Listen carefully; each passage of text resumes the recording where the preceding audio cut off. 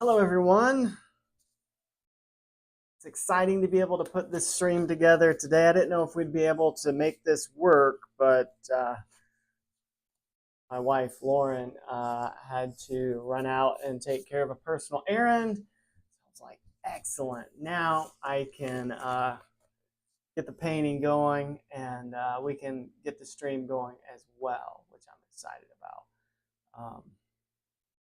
Let me get a couple things here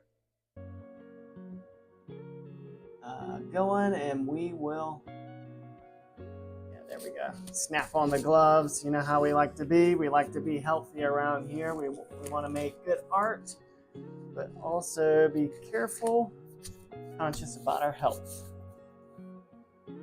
All right. Make sure everything's looking pretty good before I jump in.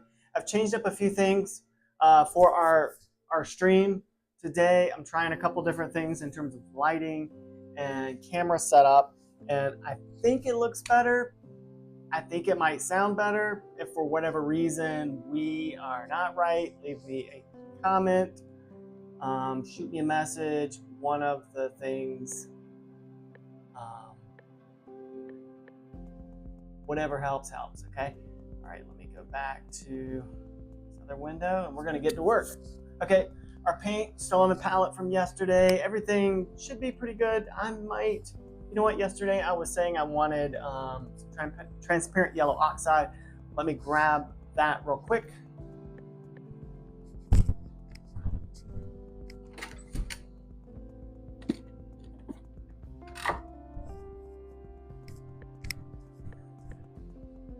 Okay, transparent yellow oxide. Put that up here right next to my transparent red oxide.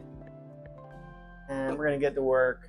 So everything that we did yesterday is probably still, is dry for the most part, except for maybe a couple areas. I think everything's probably pretty dry. Like I was saying yesterday, the paints that I use, I trust, and I kind of know their dry time. I typically am not using anything crazy like a phthalo color or a quinacridone or something like that. Some of those colors take a very long time to dry. They have a very high pigment load. The pigment in them is ground very fine. It's part of the problem. Well, it's not really a problem. It's what gives it the saturation that they have. But they stay wet quite a while. And I work, I don't like colors to be that punchy, that saturated, and that long to dry. So anyway, let's dive in. Got everything set up we need, except for our source photograph. Let me get that.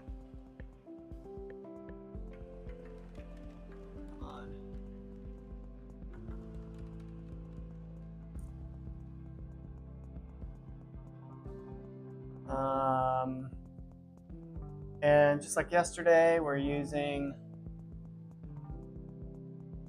linseed oil as our medium. I've considered moving on to a linseed and stand oil, but let me think. Do I want to do that? Hold on.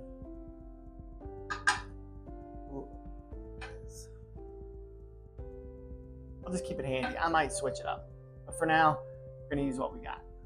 All right, linseed oil, and I know that I've been telling you I like to work back to front a lot of times. So that would mean that we might want to work in the floor area and move forward in this rug. But I personally at this point I want to lock in more information with the cats. I'm not going to put in a lot of information clearly with the rug and the background. I'm going to treat those in a sort of out of focus fashion. So again, we're going to jump right back into cats. And I want to get more information in this area where they overlap, and working on the cat that's in the background first. That dark area is what I'm most interested in at the moment. So I'm going to start right now with this Winsor Newton olive green with a little bit of our black mixture that we made yesterday, which again is ultramarine blue and transparent red oxide. And we're going to add a little bit more red oxide with it. It's that shadow, as I look at it, you know, it's a little warm because of her fur. So, but as I squint, remember what I've been telling you about is just kind of squint as you're trying to find a general color, and it's actually kind of a brown because of how her fur is kind of blending together. So we want to be able to work with that. I want to neutralize what we've been doing, and at this point, to neutralize our color is going to be a Viridian. So I'm going to jump into this area of her fur that is underneath the other cat. And I'm going to try to work a little faster than I was able to yesterday, and maybe even do things a little more scumbly. Since the paint is dry, we can do that, and it's kind of going to give us some wonderful effects as well by scumbling it along.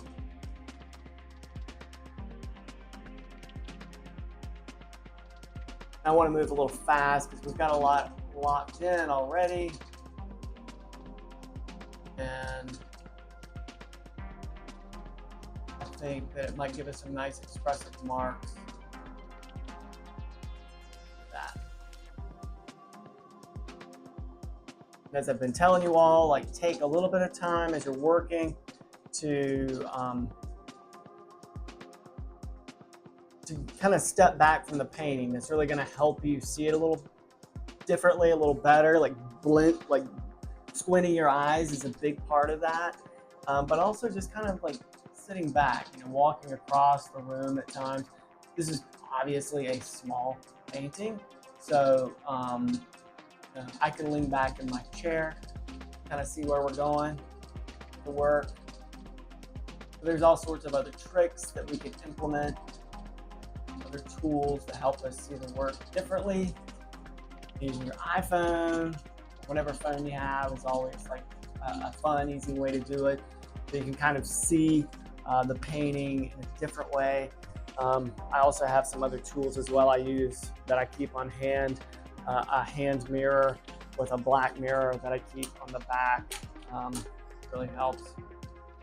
Well, very important when I'm drawing, keep that handy.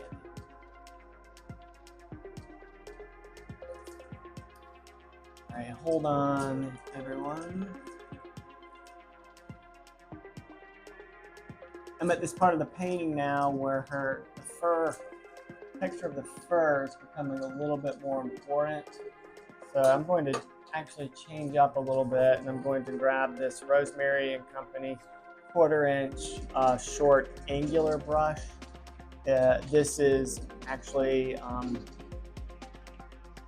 kind of it's not exactly a bristle brush, but the hairs are a little more coarse. Not quite as soft as this Kolinsky Sable brush here.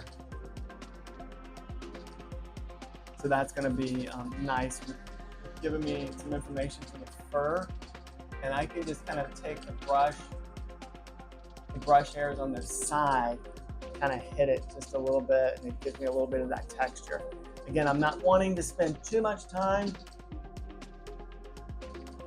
fussing about things at this point.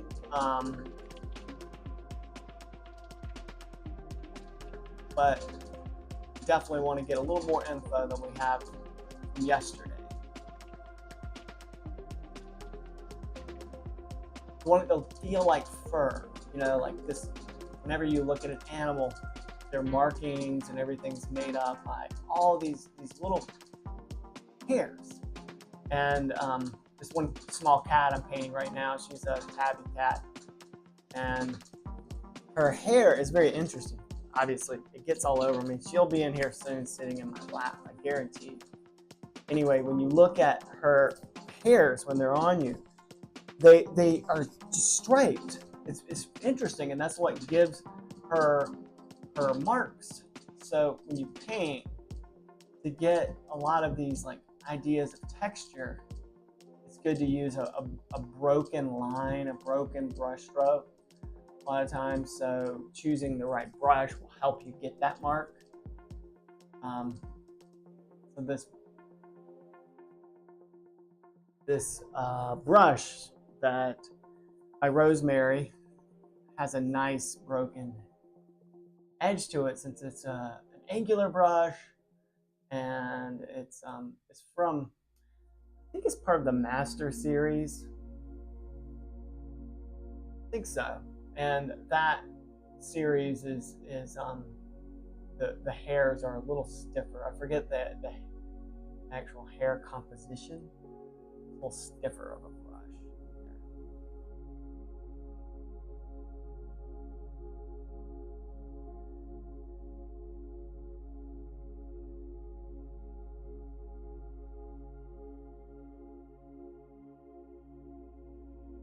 Here she comes. Here she comes. I knew she was going to be here soon. She's been very excited about her time on the camera yesterday.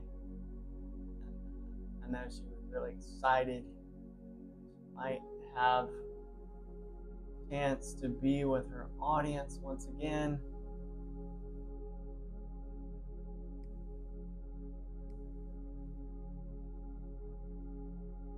This is going to give us a nice broken edge. These colors are going to dry relatively quickly. So what I'm planning on doing is laying in some of this information, and then later today, depending on how much time we have, of course, and tomorrow, getting a very like thin brush, or a rigger, a lot of times what they might be called. So it's kind of like a long thin brush with a long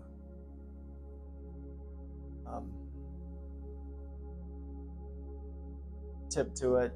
I don't know if you can see that well. That'll kind of really help us with some of the hairs, especially those long whiskers that they have.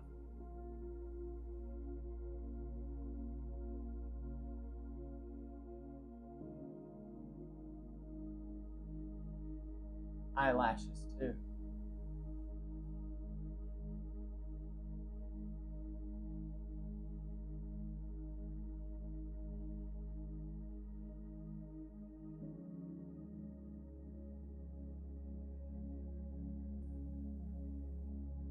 Happy Friday, everyone.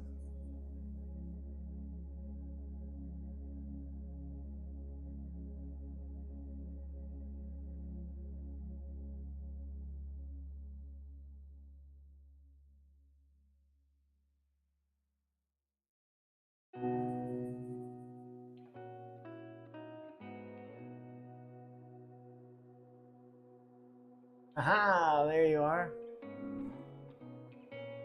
Came to say hey, huh?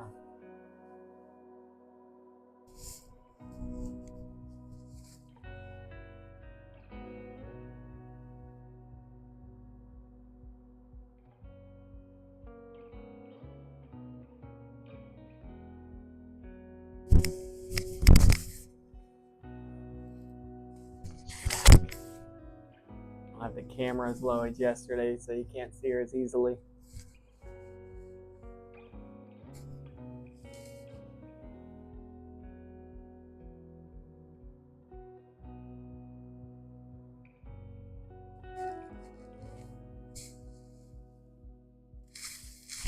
As I've been talking about on stream the past few days, is I find it very helpful to have an organized palette when working. So like the colors that I'm using, I like to have them on my palette in a very organized way, but also when I'm mixing up my colors, I like to have the colors in a way that it's also easy for me to understand. So on my palette itself, I might make what I call a string of color. So in that string of color, it kind of has its own gradation in terms of value and temperature. So that way you can kind of go to it and get to work. Sometimes before I actually paint, I get to work, I will actually mix up several different strings. Like if I know I'm gonna work on an object or something that it's in a certain color family, I'll say, okay, well, I'm gonna work on this thing and it's blue or red or whatever, and I'll start to mix up that general color with the different strings that might make up that color.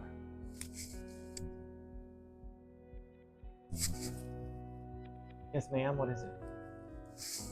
Come on.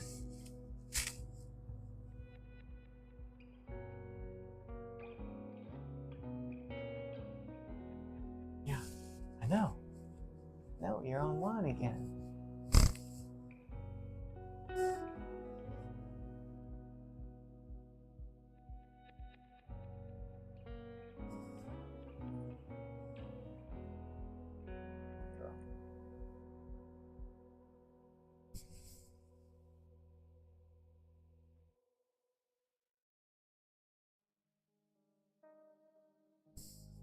I've switched brushes.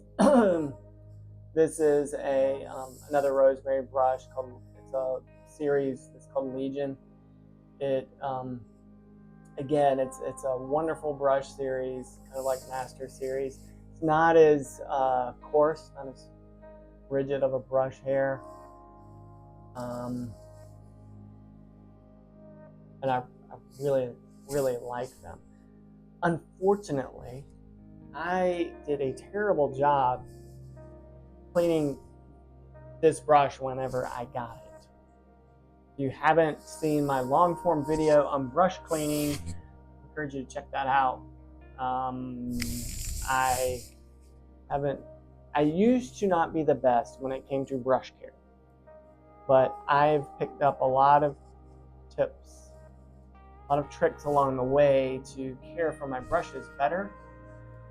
So this brush, I don't know if you can see that well, pretty gnarly at the tip, unfortunately, because this is a good brush. But at the same point, you know, when I want to have like some good broken marks, like what we're doing now, this is a great brush for that. But when I'm painting, like a lot of the other objects I paint, like a vintage toy or whatever the case, fortunately, this isn't going to work. Hold on, baby. Hold on.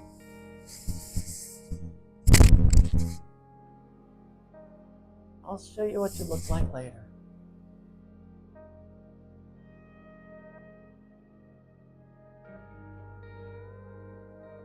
Yes.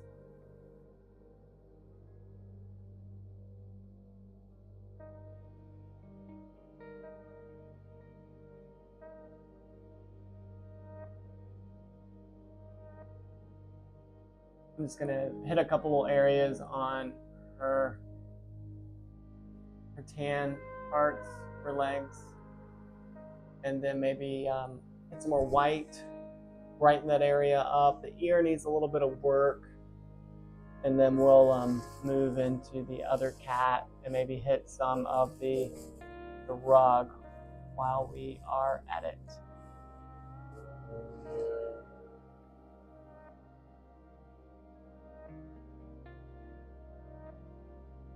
If anyone is at work today, hope it's been an easy day for you. Hope it hasn't been too crazy. I know it's Friday before holiday, and kind of difficult to focus on any work whenever you're at the office during these moments. I know that feeling. So if you're stealing a moment to check out the stream, I appreciate it, and I hope the rest of the day goes really well for you. Friday, always good. If I can bump this down a little bit so you guys can enjoy our cat friend. Sorry for all the noise. There's someone next door taking care of some of the fall leaves. There we go.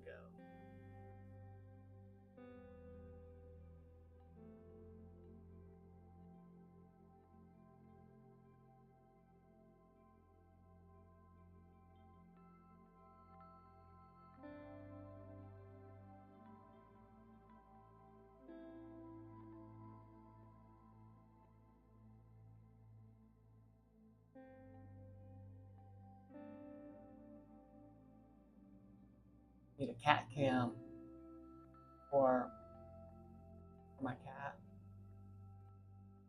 She would appreciate that. Always trying to get more attention.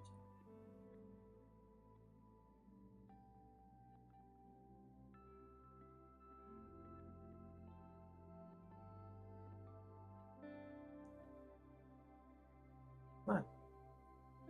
Do that.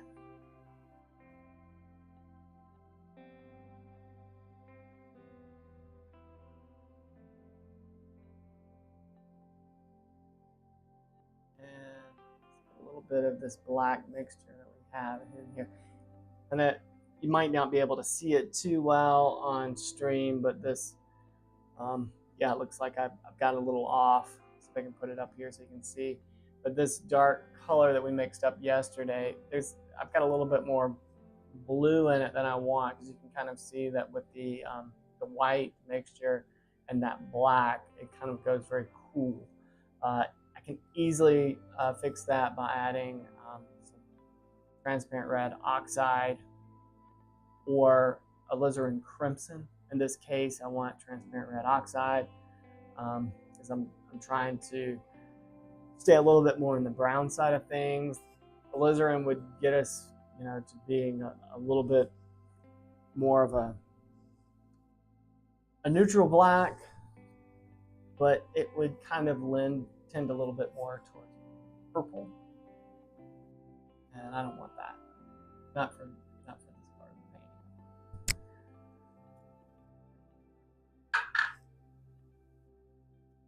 Wipe off this brush.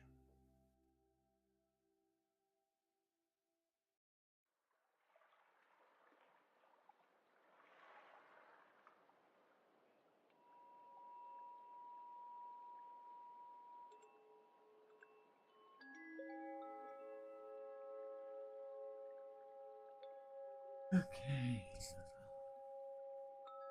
Where I was, a little bit more of this.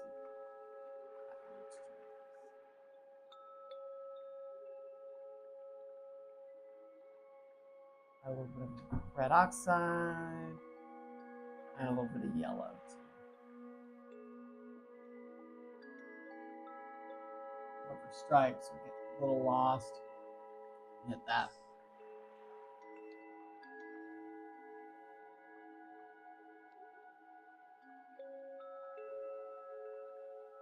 Oh wait, hold on. The lid back on the solvent.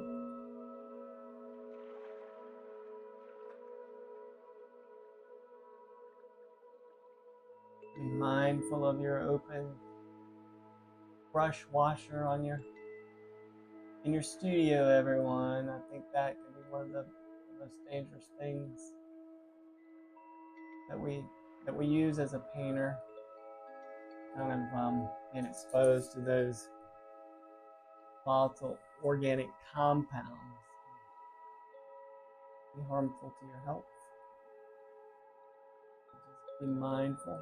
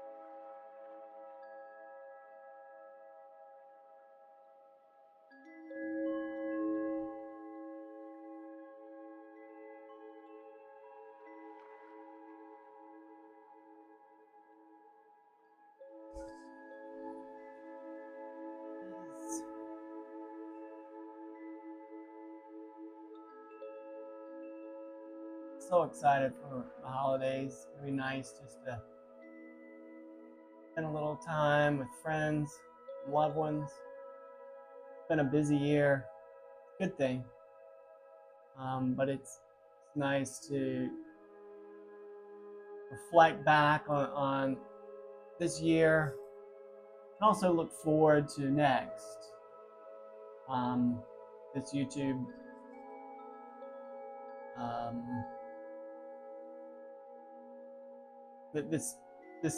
what do I want to call it? This project with YouTube, but that makes it sound so temporary. And what I'm doing now with YouTube isn't temporary. I'm really enjoying what I'm doing. But this what I've been doing on YouTube is a lot of fun, and I started to take it seriously this year. So I've got some big ideas and aspirations for things I want to do next year. So I'm really excited to kind of get started in 2025. This is a good time to reflect upon this past year, all the ground we've covered, all the things we've done, all the experiences, good and bad, that they roll into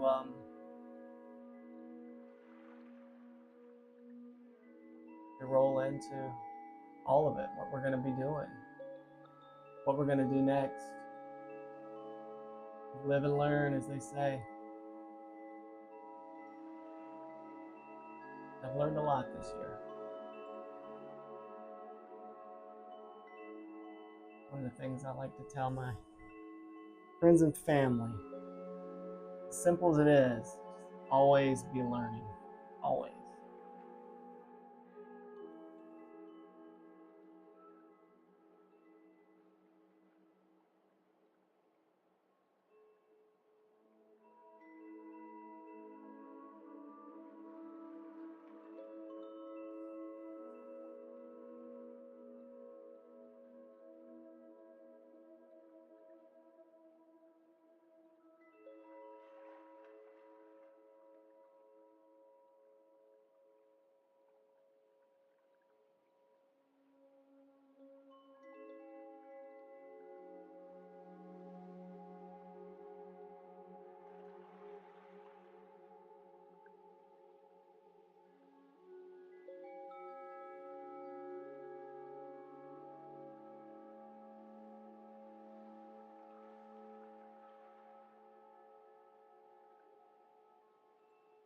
Is a good place to pause on that.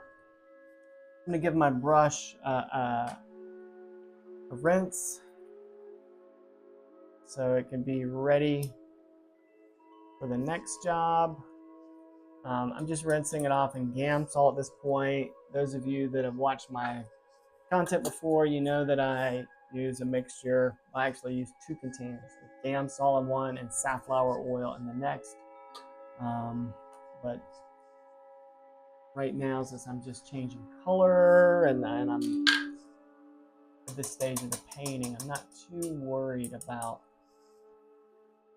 having some solvent left in my brush.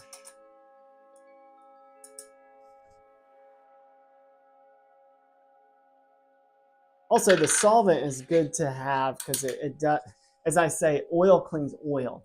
So right now, as I've tried to clean this brush with some solvent, it's not coming out. So hit it with safflower oil, and that got it out.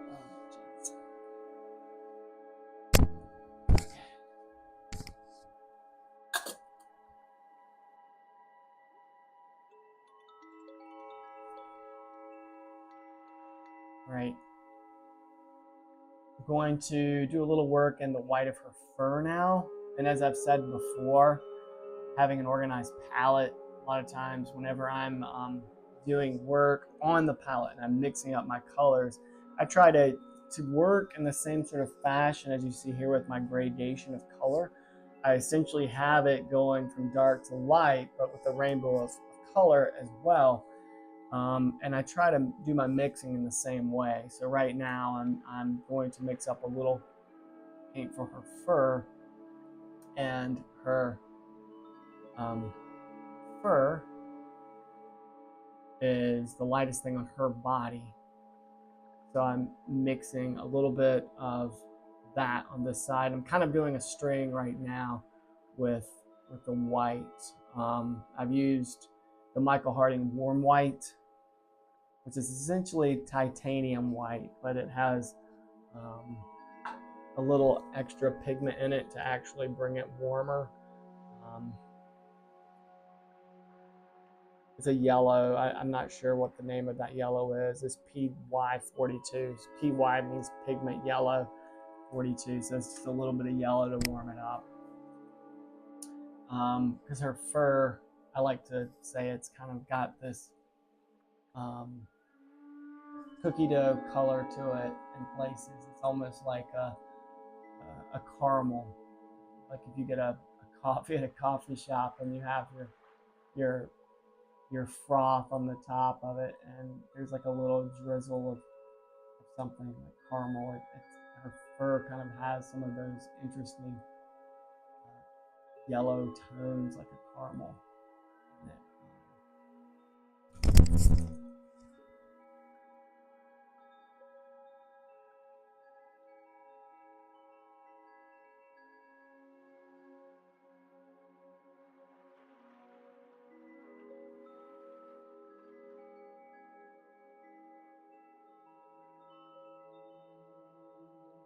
But there's also blues in this fur, you know, in the shadows.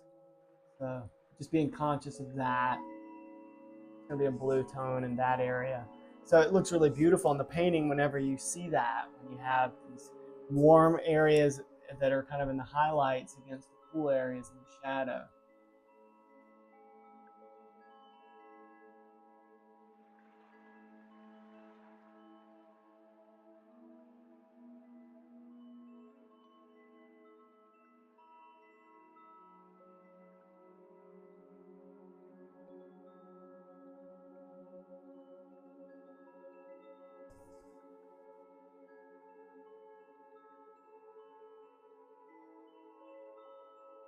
And you can see that in the source photograph, which I have there next to you all.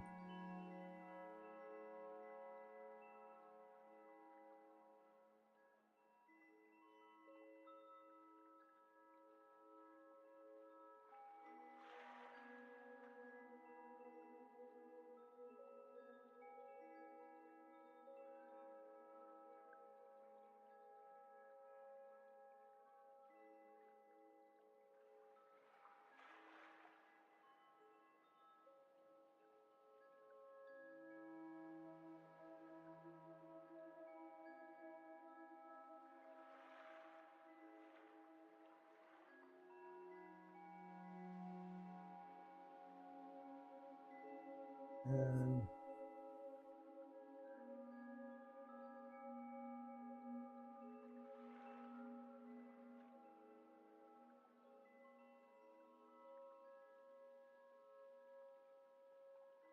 light area around her mouth is pretty warm as well. She has sort of an asymmetrical nose, which is adorable.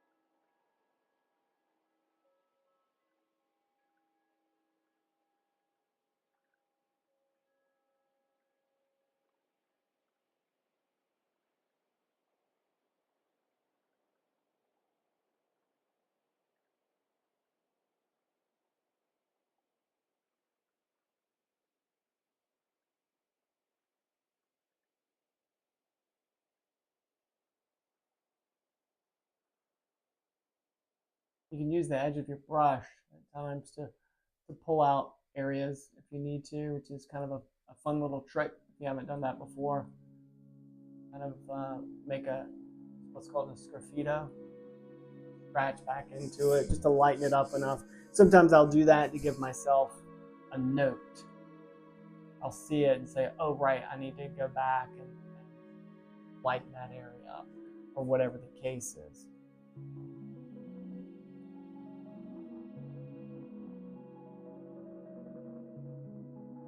A little lighter under her chin.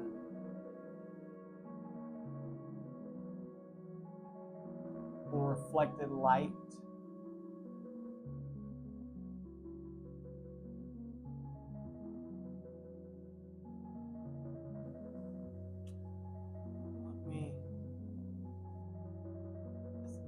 Back here. Hold on. Ball stick.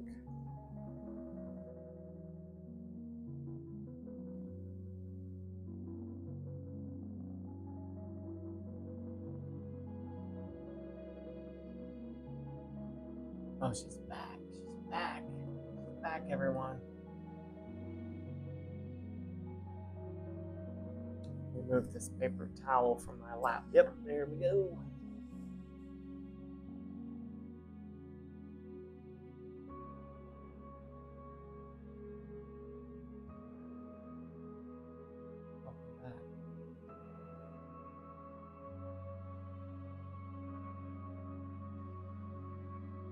Trying to soften the edge. She has this white part of her fur that in the painting, in the source image, it's kind of butts up against the fur markings, and it's not a hard edge, obviously.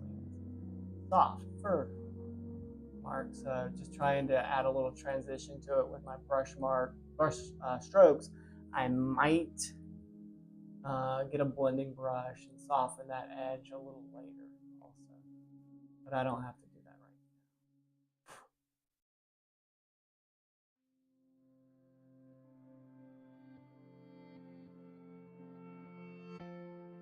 now. Come on.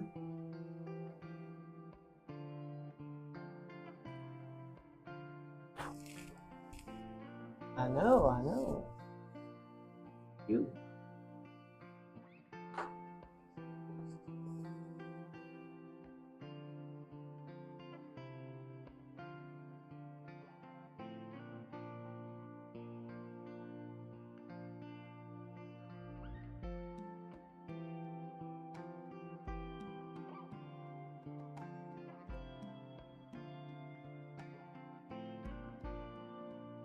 Leave those alone, baby.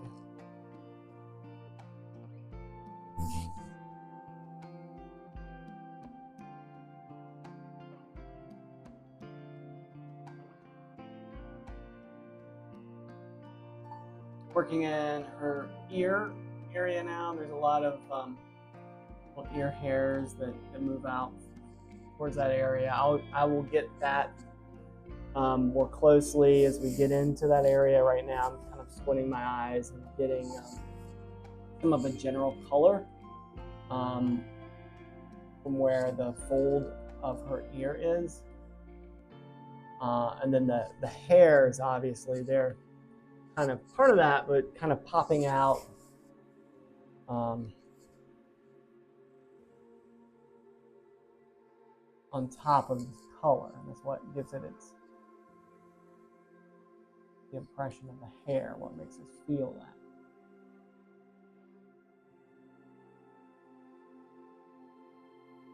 Come on. I'll get you. Hold on.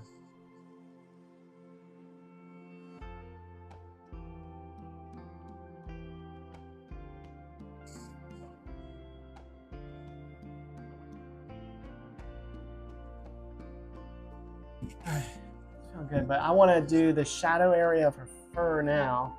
We've got a good bit of white on our brush, which is good. Is what we're using is the white fur, but I'm going to wipe it off just a little bit. Otherwise, it's going to get a little muddy. The shadow area of her fur is cooler. So as I look at it, I'm seeing some blue that's almost like tending towards lavender in places. So I'm going to get some of this King's Blue Light and mix it with our light mixture. Come on, don't do that. Don't do that.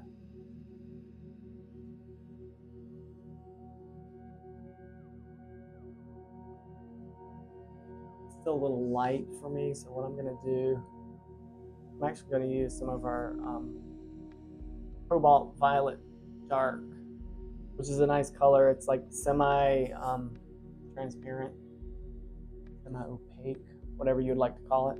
Okay, there.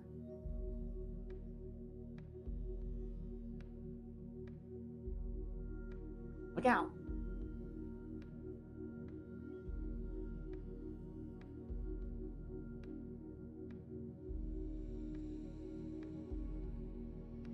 That feels pretty good, but I'm going to get a little yellow ochre with it.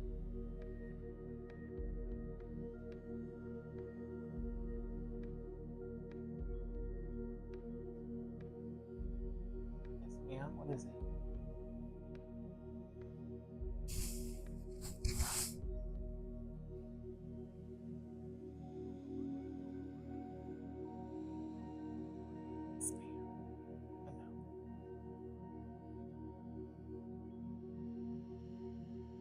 You're gonna make me get a boy out for it.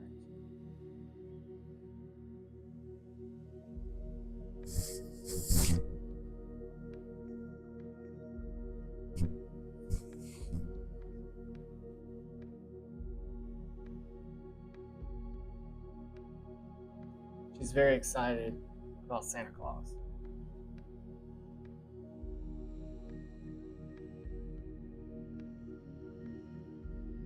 No, ma'am.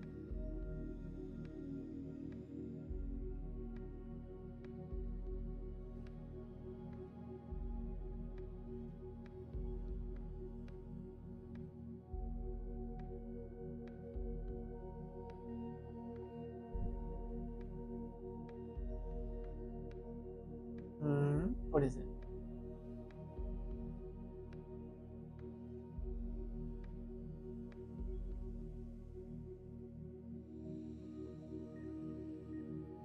Hitting some of these shadow areas. We're going to want to make these areas a little darker as I'm working. I'm kind of trying to squint a little bit at times, just to see some of the values. And I like what we've got. But it definitely needs to be a little bit more pronounced in places. But you know, we've still got a ways to go on the painting, so it's totally fine. Totally fine.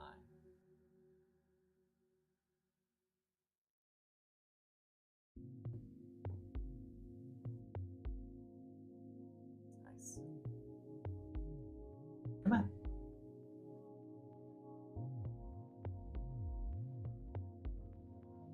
Little area here gets slightly lost, so I'm going to use some of that shadow color there.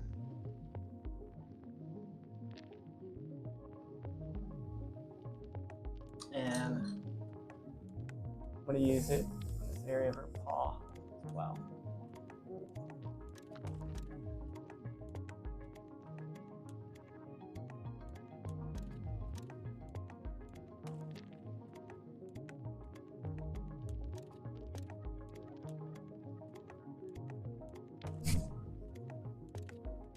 Sit down.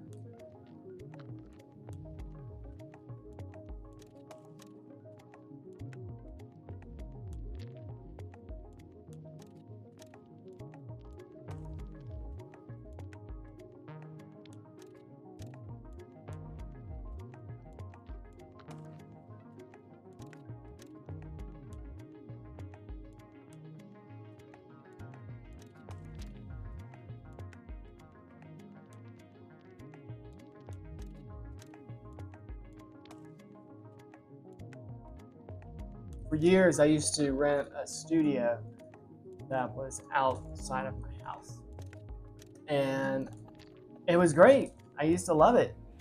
I had a day job at the time, so I could go to work and do what I did, and then when I got off work, I went straight to the studio, and it was nice. And back then I was more of a night owl, so I would work till 10:30, and then drive home. I used to live like 30 minutes away from the studio, so it was quite a hike. And, you know, I'd get home at 11ish, depending, of course, and I'd be kind of hyped. I'd be wired, you know, because I've been working. I'm excited, and then I get tired, and I drive home, and I'm listening to music. Anyway, it was nice, but when my wife and I moved to this home that we're in now, well, obviously I wasn't renting a studio at that time anyway. Prior to this, the building had sold that my studio was in. There's no way I could afford the new rent at all. It was crazy. But anyway, so I was just working out of our apartment until we moved into this house. And it was nice, but then whenever I could build this studio space, you know, I found a good contractor, and I've never had a studio this nice. And the contractor, man, the guy's, you know, not involved with visual arts at all, but he totally got it. Like when I told him what I wanted, he understood. Like it was amazing. He was like, okay, we'll do it this way and this way. I had my own ideas on how I thought I wanted it to go, and he was rather opinionated. And he was like, no, this is how you need to do it. At first, I didn't like his ideas. I'm like, okay. But as I thought about it and talked it over with my wife, oh, he's right. He's right. That is a good idea. And so glad that I found that guy, because he made this space so functional and magical. You know, like he probably has no clue what an impression that he put on this space, but he really did. And it's so nice to like just come in here and work, and these cats come in, climb all over me. And if I'm tired, I can sit for a moment with the cat in the lap, look through an art book, get some inspiration. And that's living right there.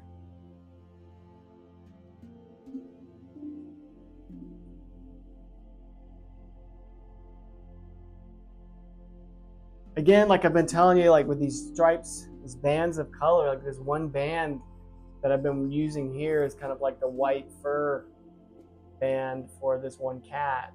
And it's such a range of color temperature and value. But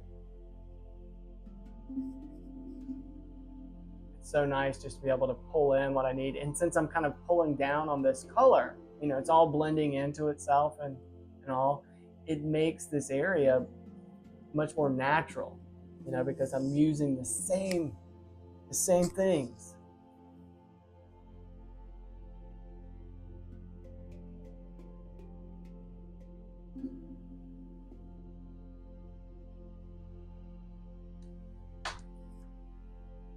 Grab this mop brush, blend that area of her neck.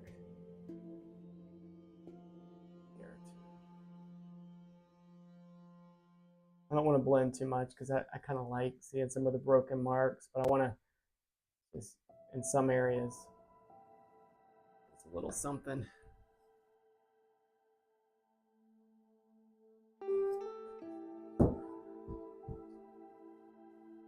Okay, cool.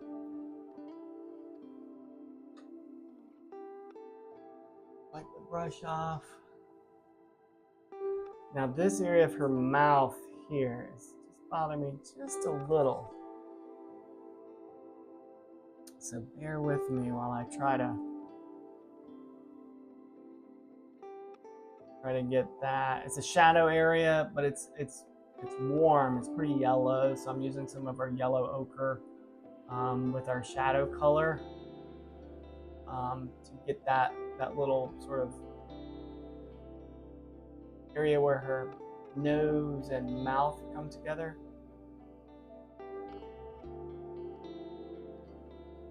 A little shadow of that.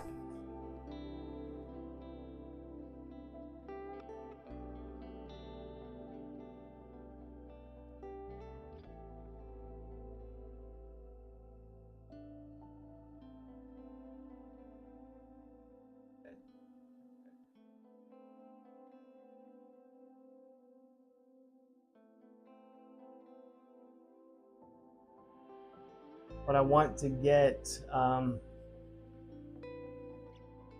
for the stream, whenever we're doing this sort of live painting together, I'd like to get another camera soon so I can add a zooming feature. Maybe I won't always be using the paint book as well, because we'll work on larger paintings.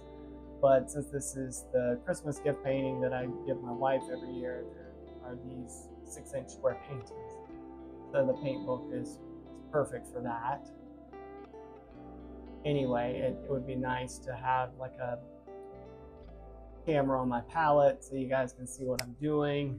Right now, the camera is just kind of catching everything for you, and it helps, but it's also like a little lost because you might be like, you're not able to see fully what I'm doing.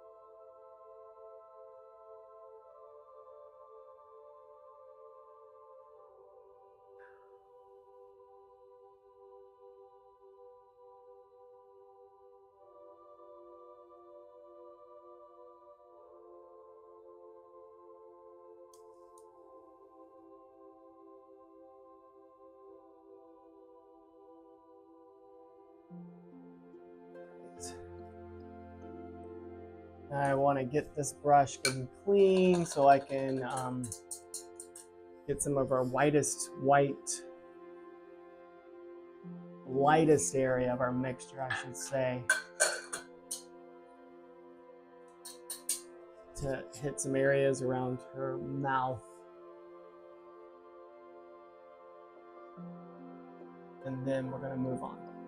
I think I've said that already, but I mean it this time.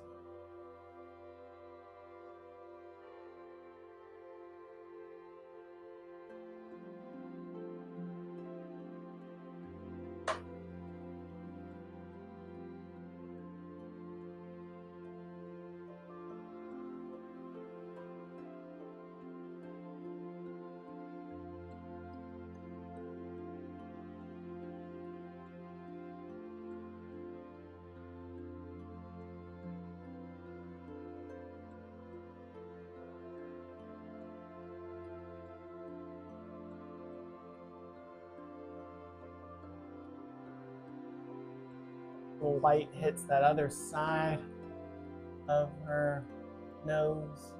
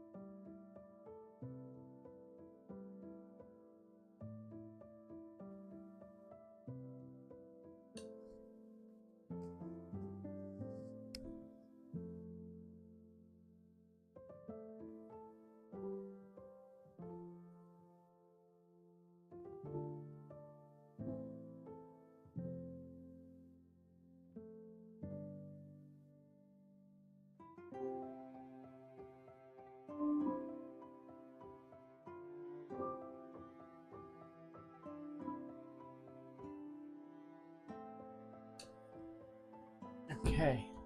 Looks good, looks good. Right.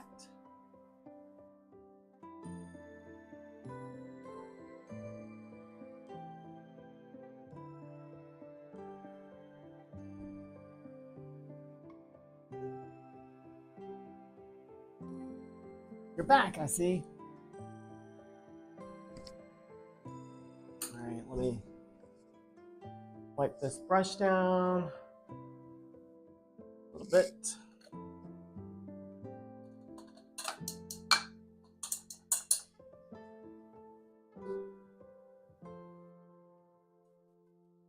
Oh, the other cat's coming in now. You're getting a twofer.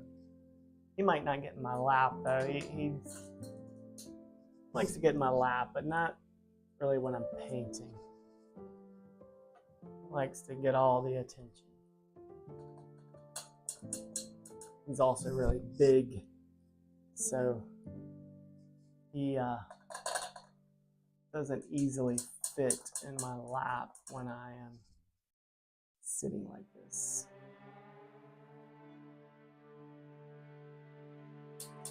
Just rinsing off these brushes since we're going to start changing into some different color relationships.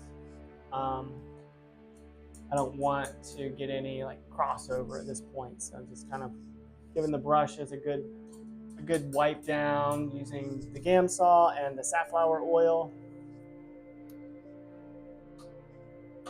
There we go. Let me plug in. I'll be able to plug in my phone. So let me see if I can plug this in so don't lose one of our cameras, but maybe it has enough juice to get us through. And also, bear with me 1 second, everyone. I'm getting warm, so let me take this hoodie off.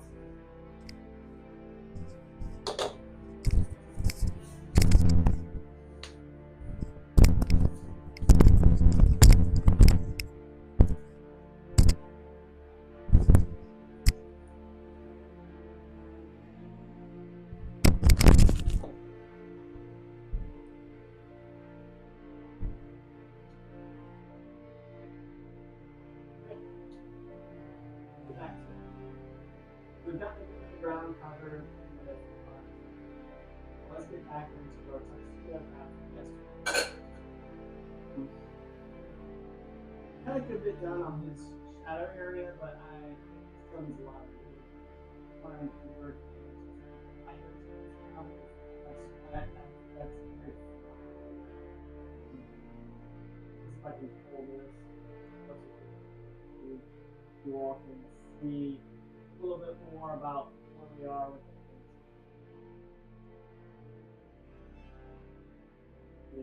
let me switch software. The light isn't showing up really well on it. You guys are looking.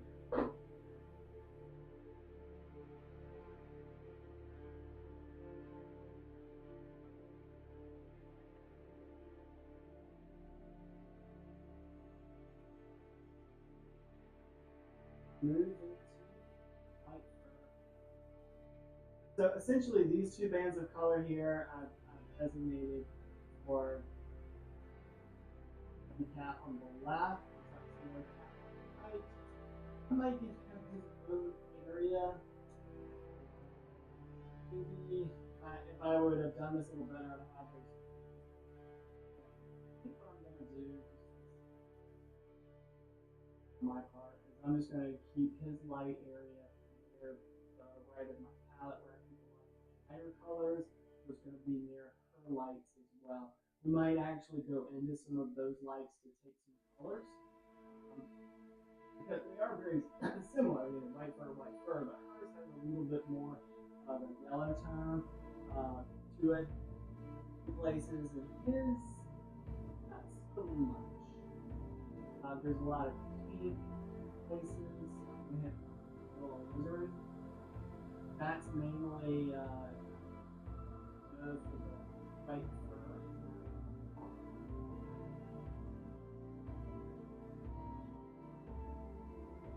Some of this.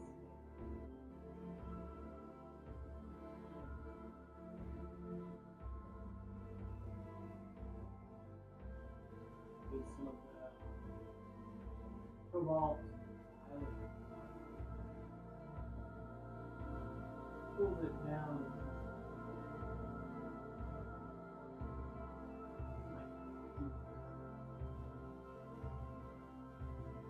But it's going to give us these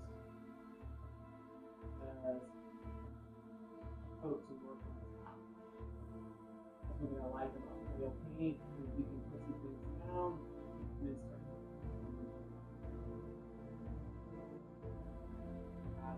around, move lower because it will start to get base.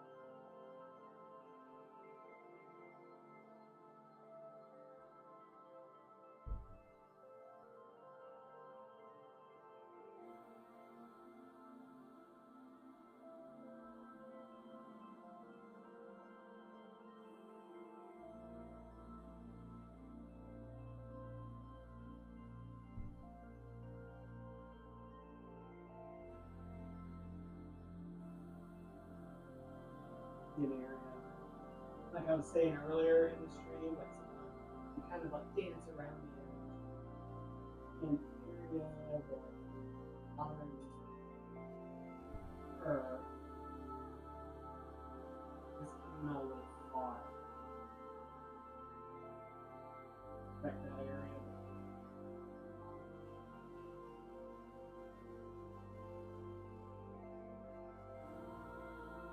Mixture. Just that white shape makes her, excuse me,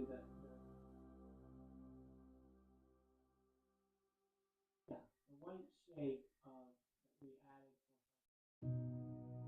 for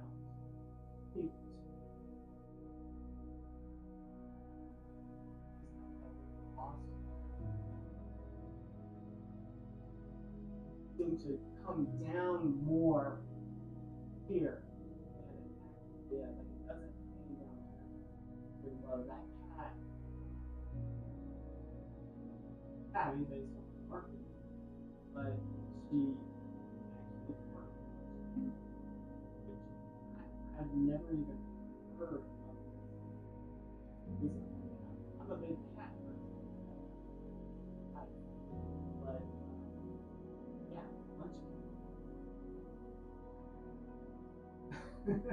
but she's kind of she acts like a cartoon character in so many ways. So part breed Munchkin, like this sounds too cute. That can't be real. That's part. So she's super small. A lot of things.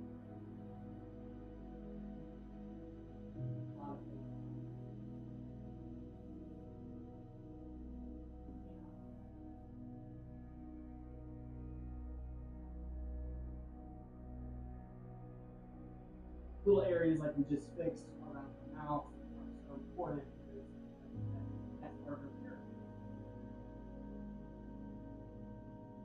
We get back on the tuxedo cat. Like I said before, when you're working sometimes you're getting kind of something grabs it. And that's part of how work as a painter, artist, is building up the image simultaneously, moving around. This brush I'm using right now, great brush. So, some Taklon's better than Golden Taklon.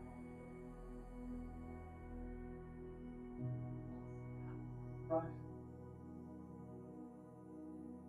Like, exactly ideal. Like everything black.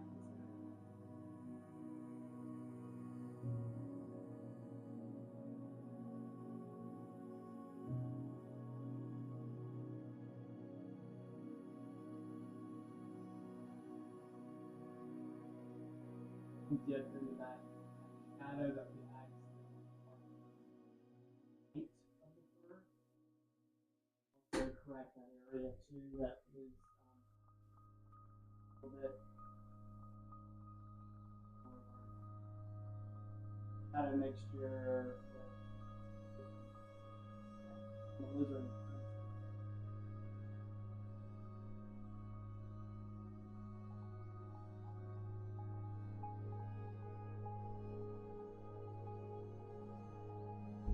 I'm sure my wife would love this, but I think why I'm coaching really like that. Yes, she will. All of you gift givers out there, I'm sure that.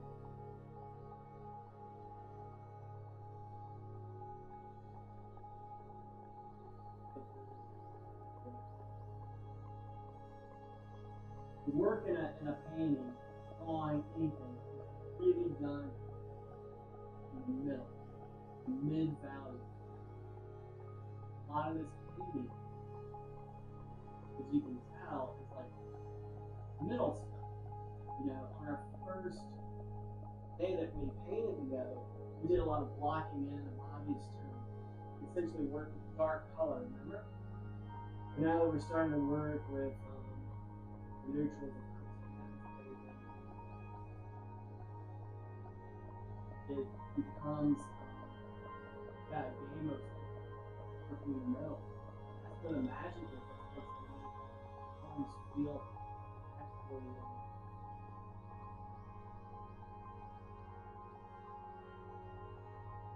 real.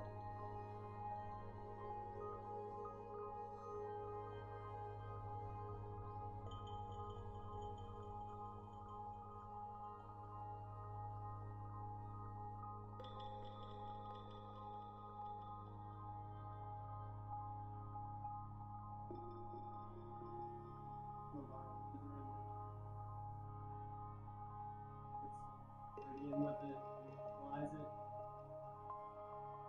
Meridian is a green, gold green, blue green is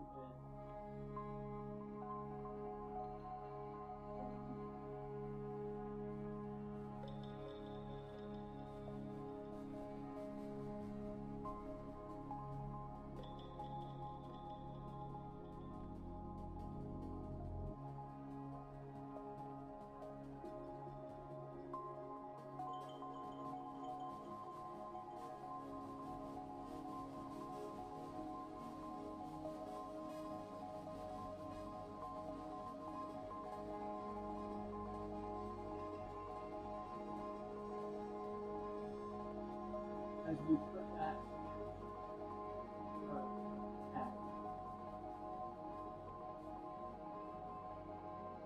of blend it in it's really nice dark coolness in that shadow.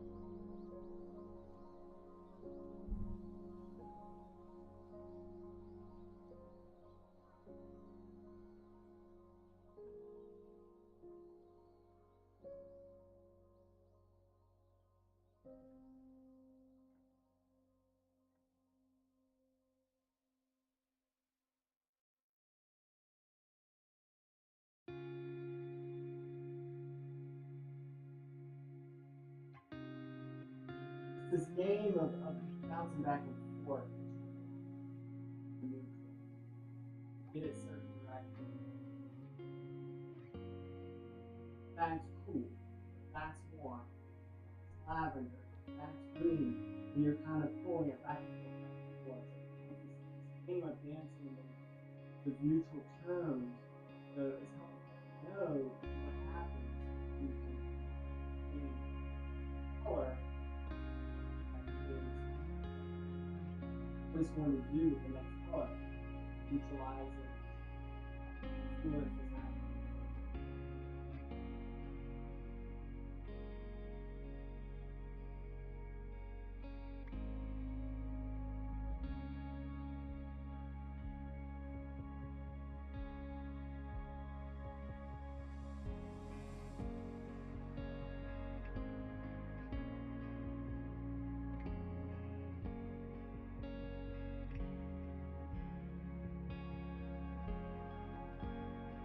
Tuxedo Cat. First time. We got actually so bad.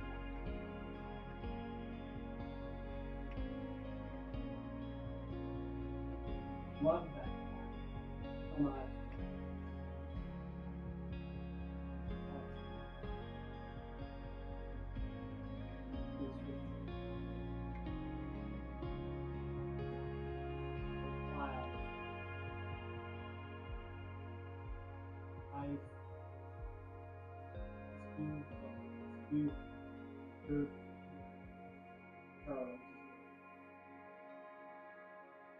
She had seen this Tuxedo Cat.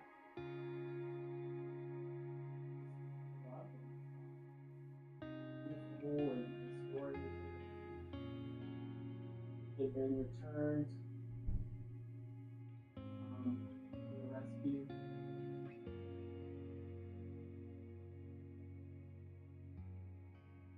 He was time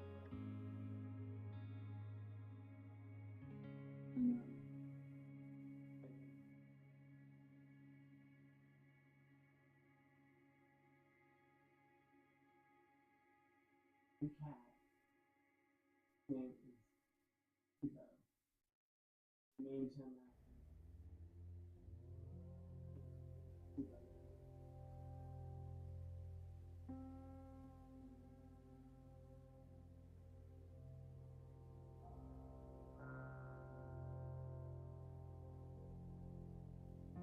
Seemed very fitting because he has this beautiful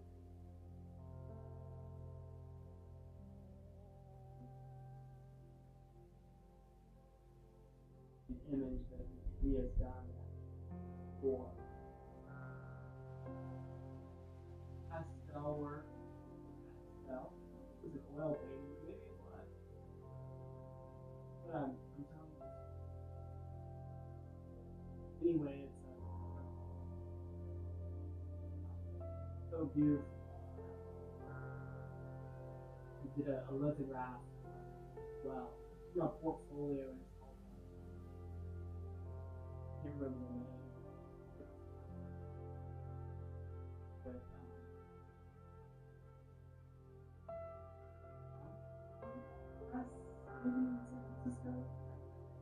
But anyway, the portfolio was called like 6 Still Lives and a Rat. Because it was all these other images for the portfolio that were still lives, you know, like his work has a lot of pop culture things. Anyway, love and first met.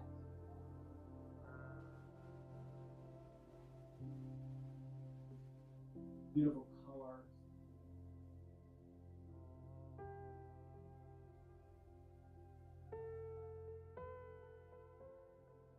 Hence the name.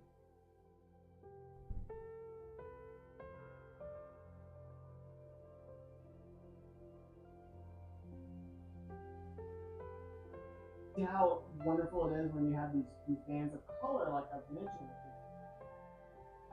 that we have somewhat pre-mixed, but also mixed as we go as I'm moving around form. I just pull from it. Mix into it, pull from it, all that.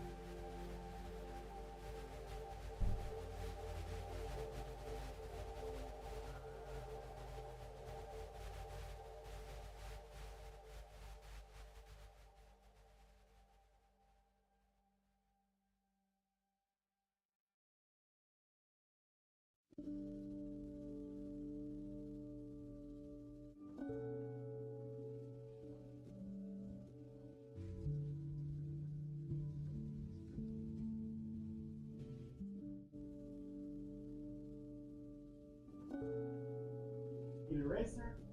This is one of my favorite pen tools.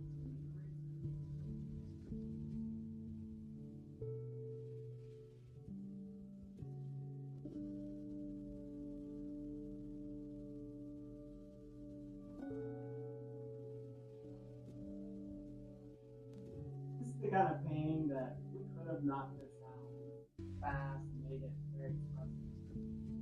But I really wanted to take my time with it and make it a very special. The other paintings that been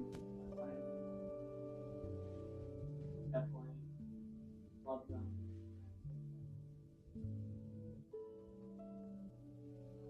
Use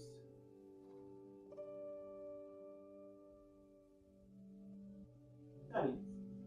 I make them official paintings.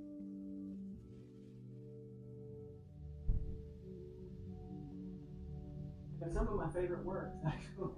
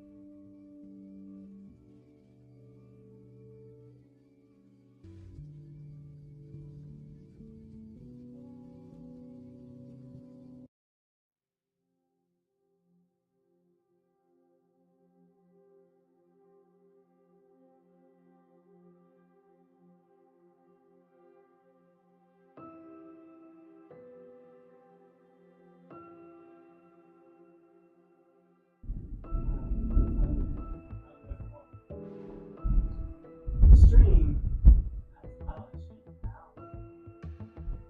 A wild.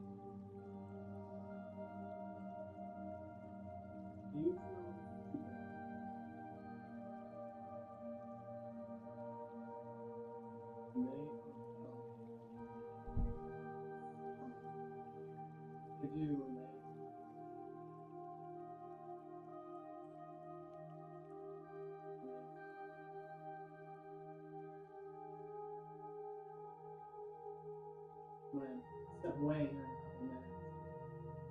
You can come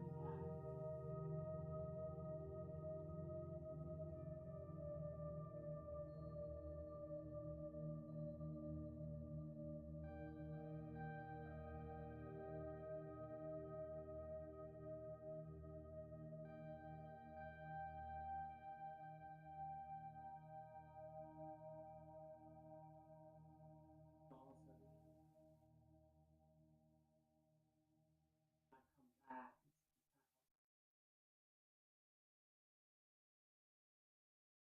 Problematic.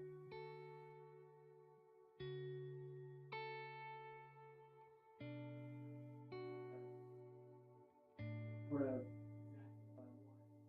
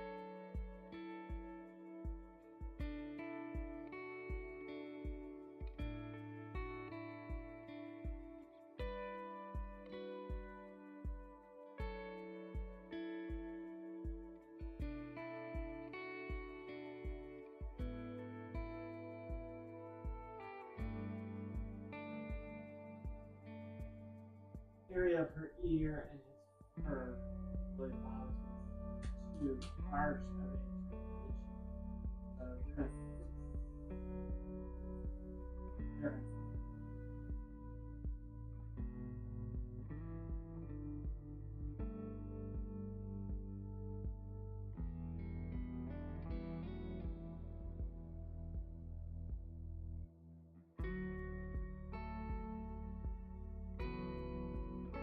I could probably do that with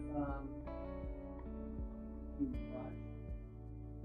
I just have more shadow colors. Still that little neutral. Adding that offer that.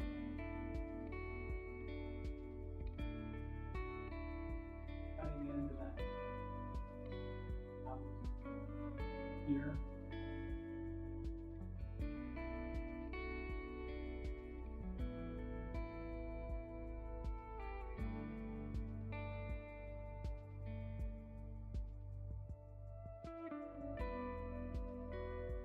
Not sure if it's on my hair a little bit.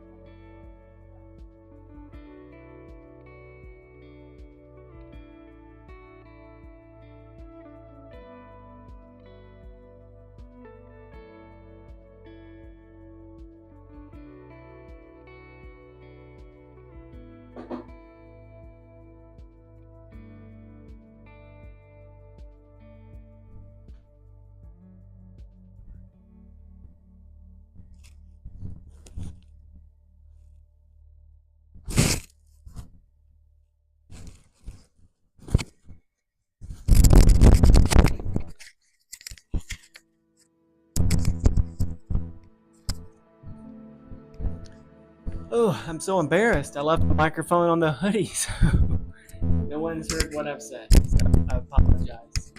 Anyone that's watching. Be right back.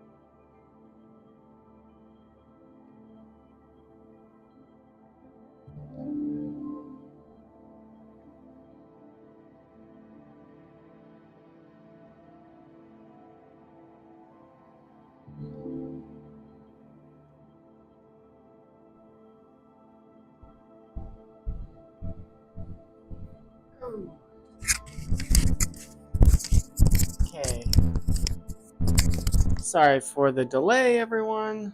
Just ran to feed the cats. They know when it's time to eat.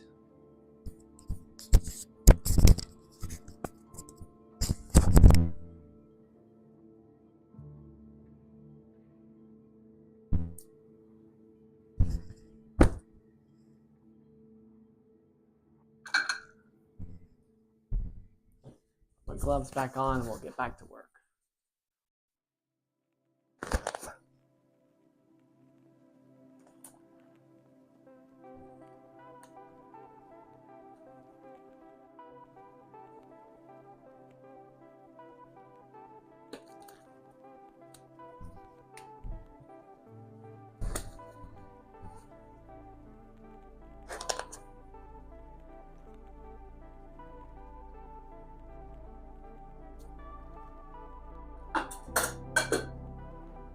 Okay.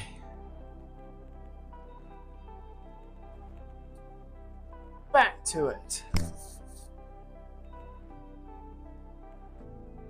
I'm gonna change up brushes a little bit. Don't like that one.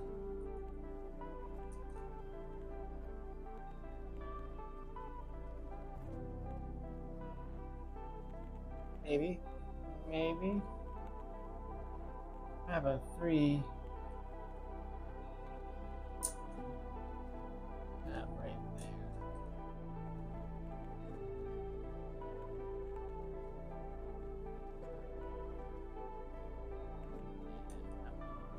Okay. Yeah.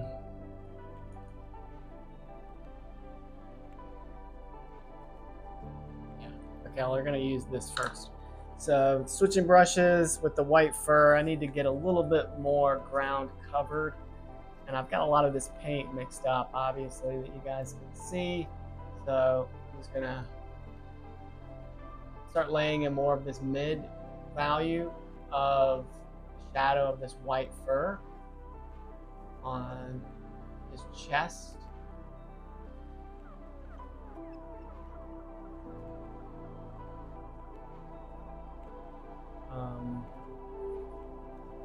A little alizarin crimson, some of our shadow mixture.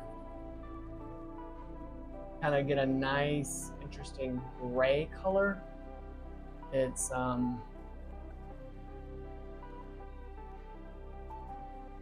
as you all know, cool colors recede.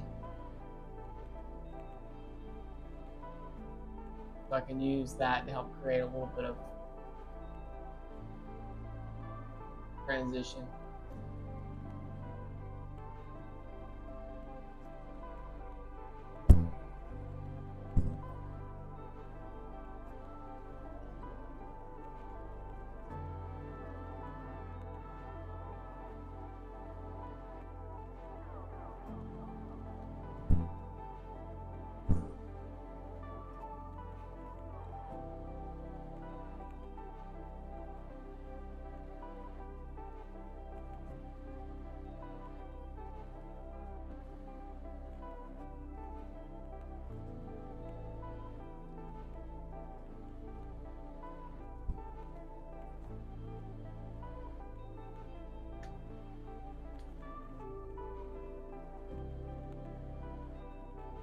The areas where the light's hitting his fur most, it's actually pretty warm.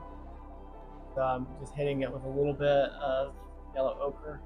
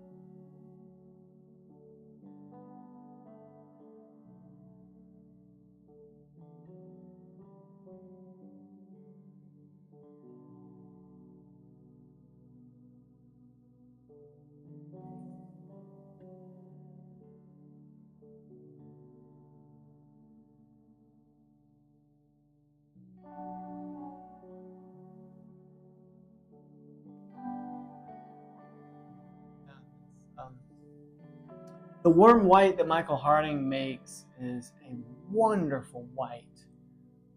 Sometimes your typical titanium white is a little too cool for me, so the warm white is really nice.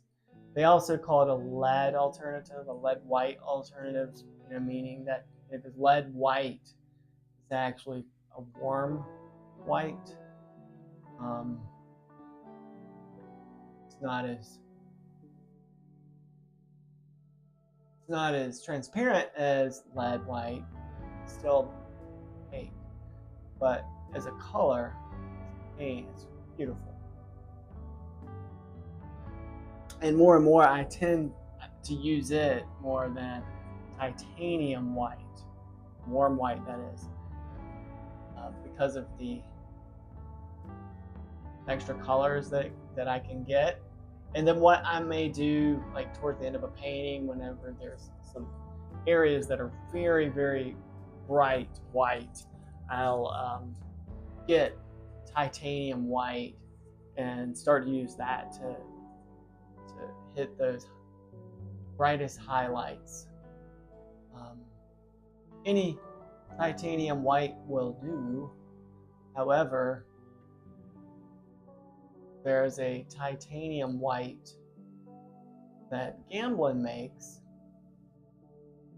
that is called Radiant White, which is really nice because it is mixed with safflower oil instead of linseed oil, and safflower oil is a clearer drying oil, not as yellow, so it makes the white whiter. Gamblin's Radiant White. But I think other paint makers might do that same sort of trick. So you can, if you're at the art supply store, just look and see what the binding medium is with some of the paints. If you see that it has safflower oil in it, it's probably in a lighter color, and they're trying to use that to the advantage of the artist, so you get a brighter color.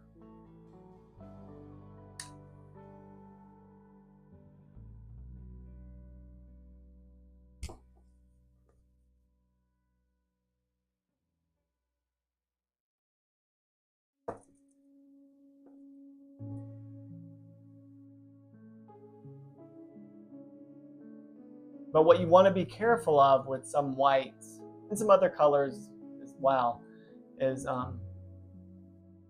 zinc white or zinc itself.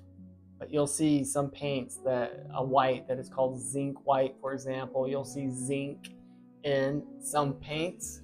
You want to be careful with that because zinc actually forms a brittle paint layer and could cause some issues over time, cracking. So, but a lot of paint manufacturers love to use it because it is bright. You know, you can put it in a white and it's a bright white, but it's a little brittle.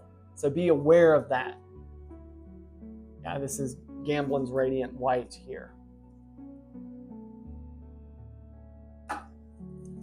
Michael Harding's Warm White. I need to get another tube of it soon, obviously.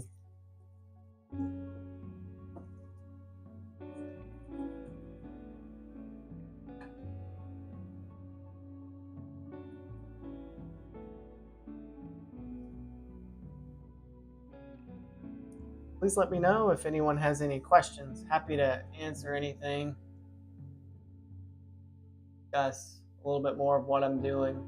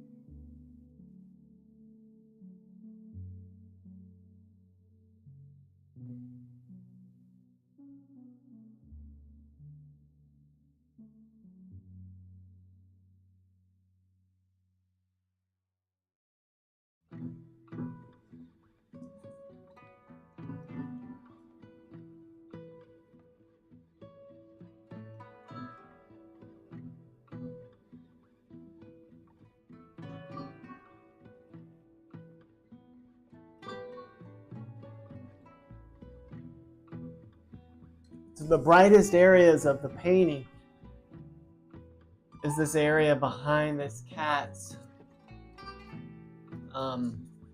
head. Actually, it's like pretty clean in terms of the white as well. It's very bright. There's not much modulation in it at all. It's not, I can't say that there's warmth to it or coolness to it. It's pretty much just bright white.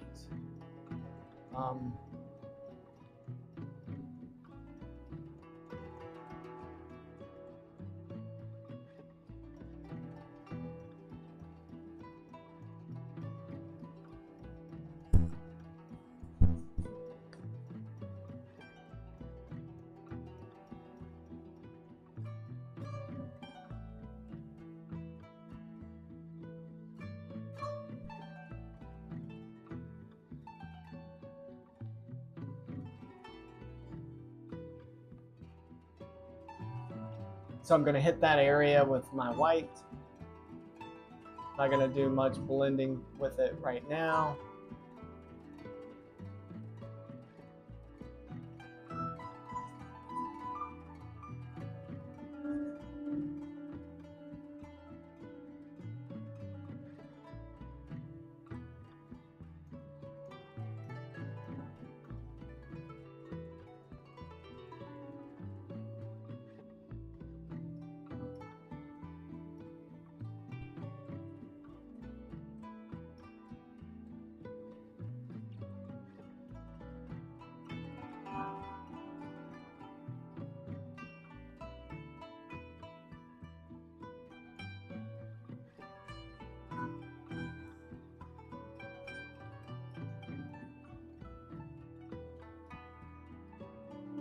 Some areas of his face are pretty bright too. Again, as I've been saying throughout the stream, if you squint,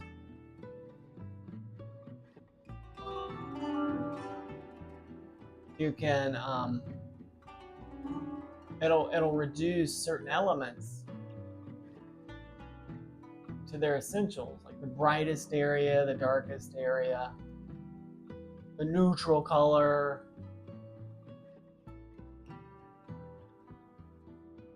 general local color. So it's like a really good trick that I encourage you to try if you haven't.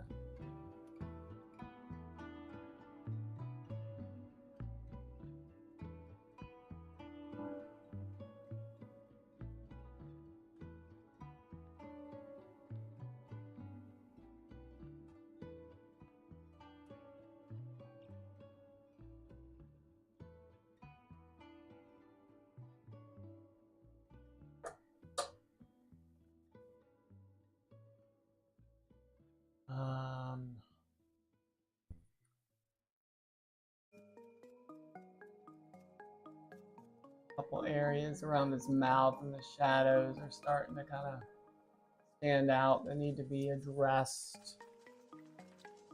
Some of the colors on our palette now are starting to set up, which is fine.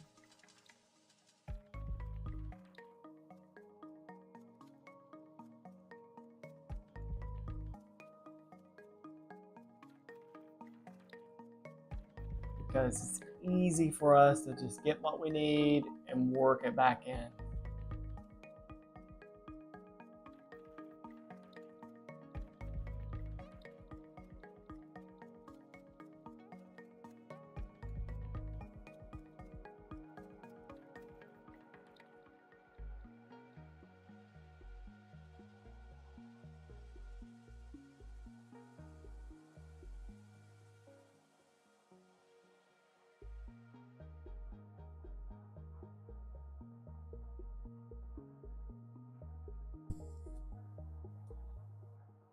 area of his snoot is actually come in a little sharper than I want, but we can fix that pretty easily. I've got this shadow color. There's some areas around the actual nostrils that I want to use and kind of get in there and fix his nostrils soon, because it's just too of a red pink. That was just an underpainting that I put down. When I actually look at the color, it's very dark, sort of magenta color. Not that warm, obviously. It's kind of in shadow. Lights behind the two cats.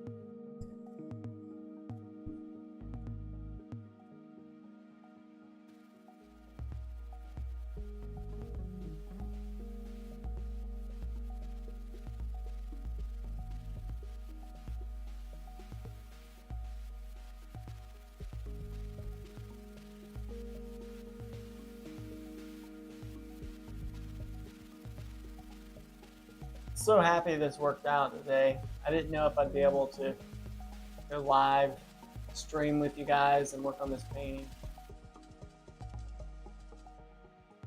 But my wife had to run on errands, so it worked out just fine.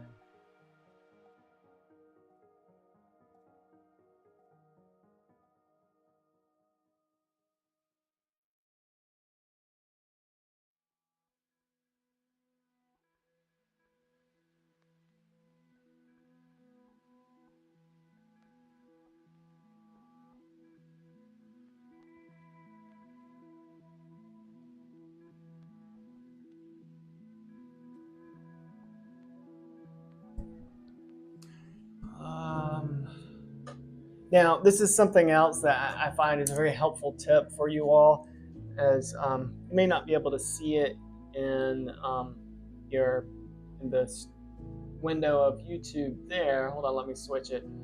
Is here on my side tray next to my palette, I have several brushes lined up, and a lot of times these brushes are very similar, might even be the same brush, but I have different colors with them. So I might have like my shadow color, my light color, or whatever the case is. And it's great because I could be working on a certain area and then say, all right, I need to go back and now pull something out. Like what I'm doing right now. I recognize that part of this cat's snout, his snoot, isn't quite right. So I still have this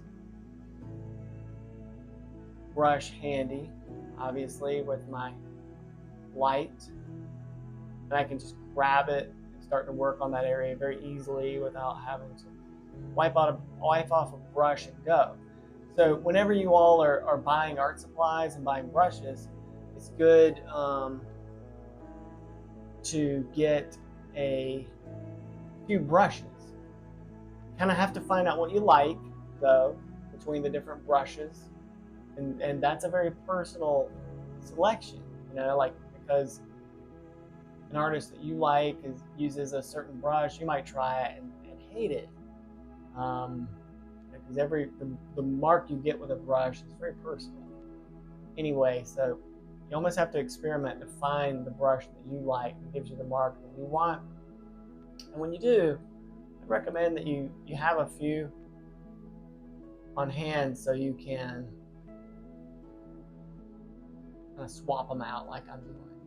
find the shapes you like, have several of those round, and you can kind of bounce back. That feels a lot better. Grab the shadow color I've been using. Seems like there's a little yellow, so let me just switch that in place and go back to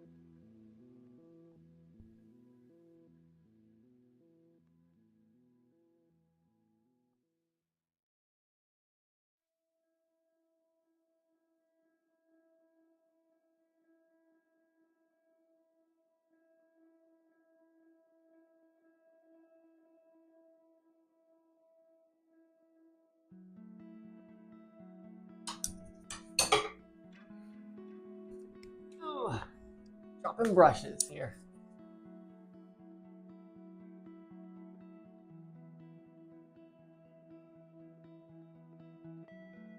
Now, his snoot obviously has a lot of whiskers popping out, and the whiskers are some of the whitest areas as well. We're gonna save that towards the end of the painting and use a really nice, long, thin rigger brush loaded with some white paint and pull that along to get it. But that's gonna go on top of the dried paint we're doing right now. There's also like some little pockets of where the whiskers come out, which are pretty important. We want to keep that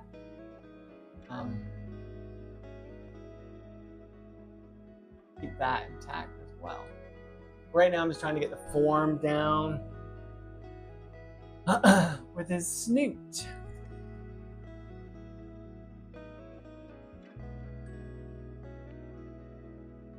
Some areas that are a little sharper than I've got, so I might have to go in and hit some of those tomorrow, but it's looking pretty good.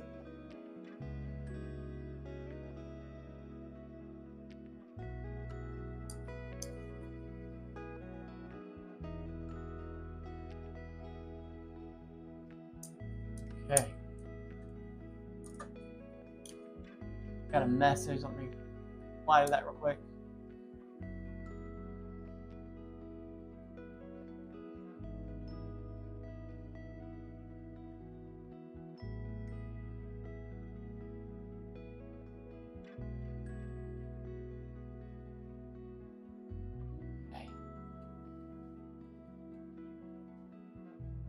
Okay, there we go. All right, so another trick I'm gonna do now.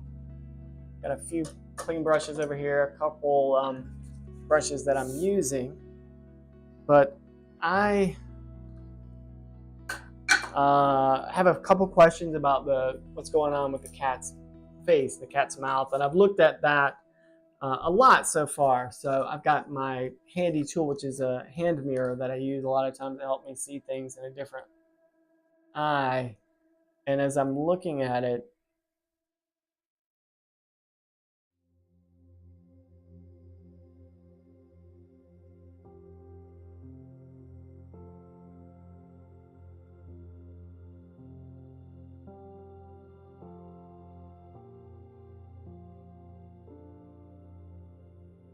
it's okay. It's just a little contrasty, I think. It's maybe a little too contrasty.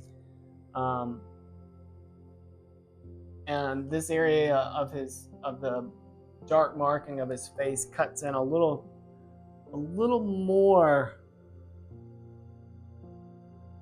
than I want, so I can blend that. So anyway, hand mirror, if you guys don't have it, helpful tool. I just have a normal mirror on one side and a black mirror on the other.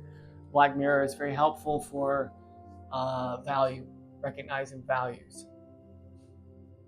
All right, I've got a brush that I'm using. It's a soft brush that I'm using for blending when needed. So I'm going to try it on this side of his mouth that for some reason it just feels like it's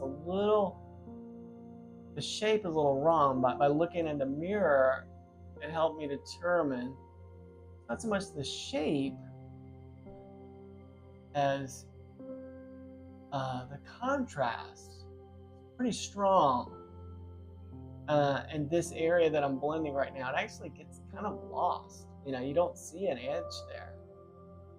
So I can fix that. And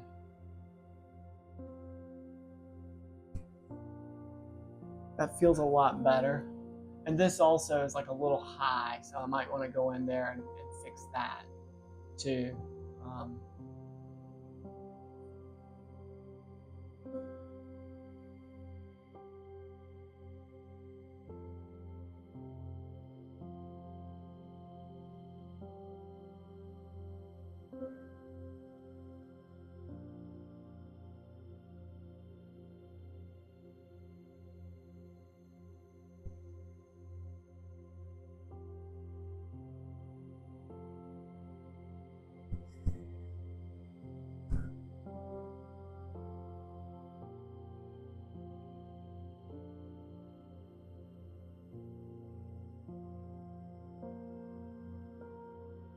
Yeah, this area here around the actual nostrils is obviously a little sharp, easy to fix.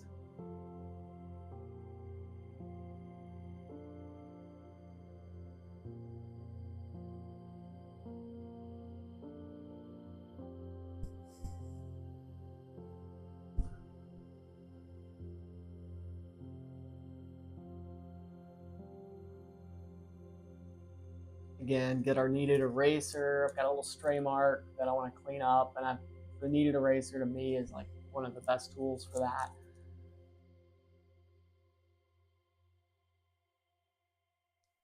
Just by looking at some of our blending we've just done, that looks so much better to my eye as I'm looking straight on at the painting. There's some areas that I'm not entirely sold on that I want to go back and fix, but I got to get the shape of everything just right. That really helps.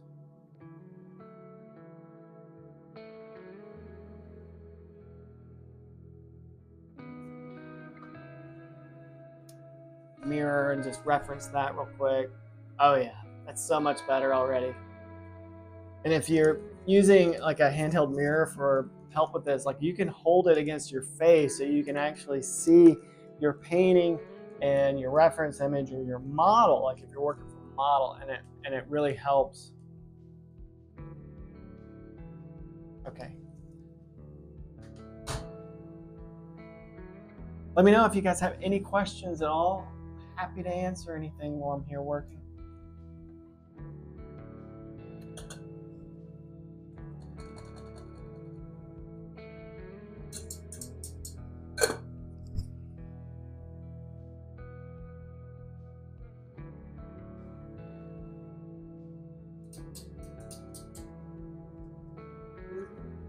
Cleaning off this brush, I'm actually going to work into his nose right now, which is I'm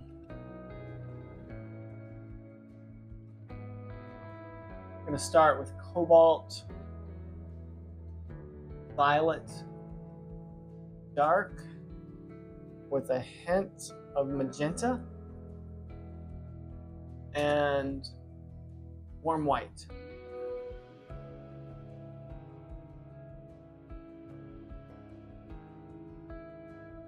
And that's kind of getting me into the area I want to be, but we're in shadow, so it's cooler than that. So I'm going to use some of our shadow mixture and work our way up with it, like I've been telling you about having kind of these bands of color.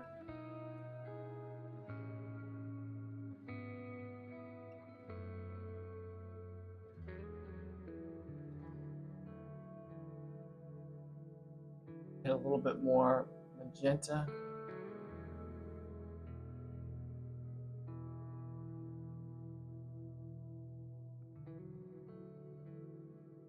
Little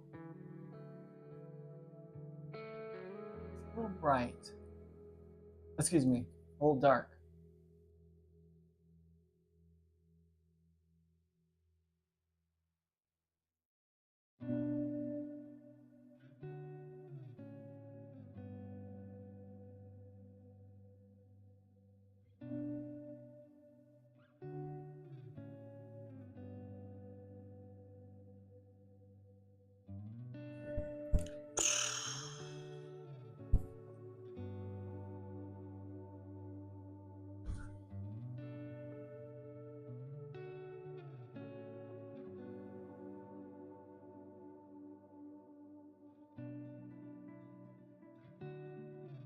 Sometimes it's a little challenging to get the color you want. Just take a little time and think it through. Think about where the color would fall on the color wheel. What might mix up that color? And just take a little time.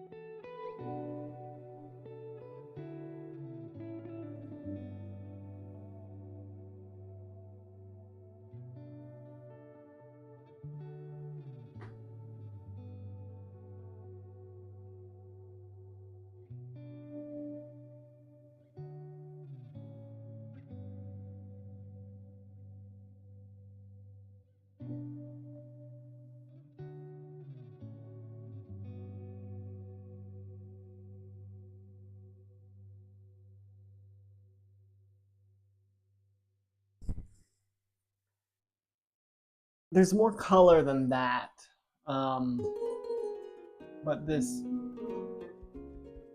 is a good start, like it's an under color, and then I might get something that's a little more warm pink, like this is a cool pink that I've done to add to his nose. But that's the beauty of oil paint, is you can work in layers, but also like you can put something down that you're going to work into, and that's what we're going to do with this color.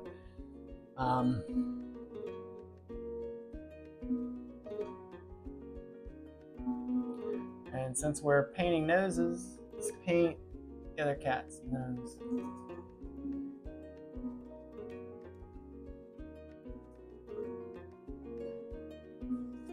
Her nose is kind of small, so let me use a maul stick. A little too much paint on my brush, so wipe that down.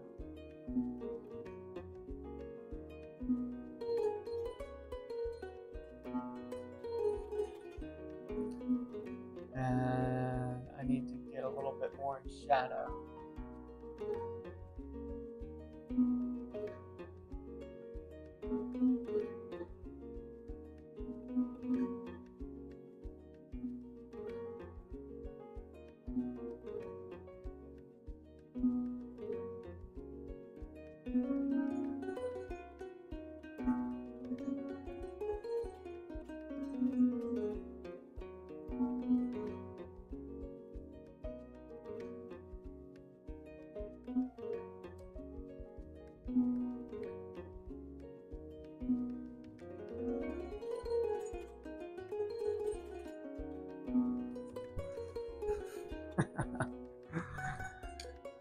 It just cracks me up seeing their faces sometimes.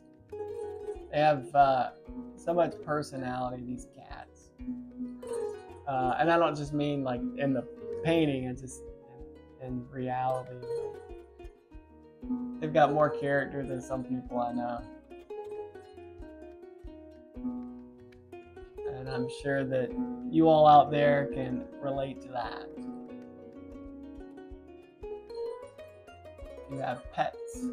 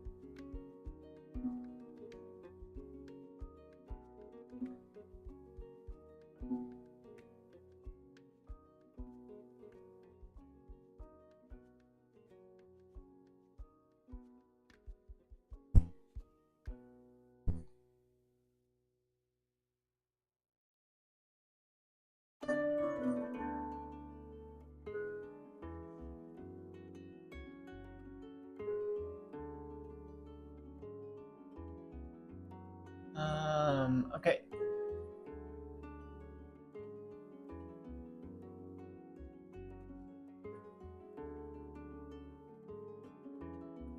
Get in the shadow area under his nostril now.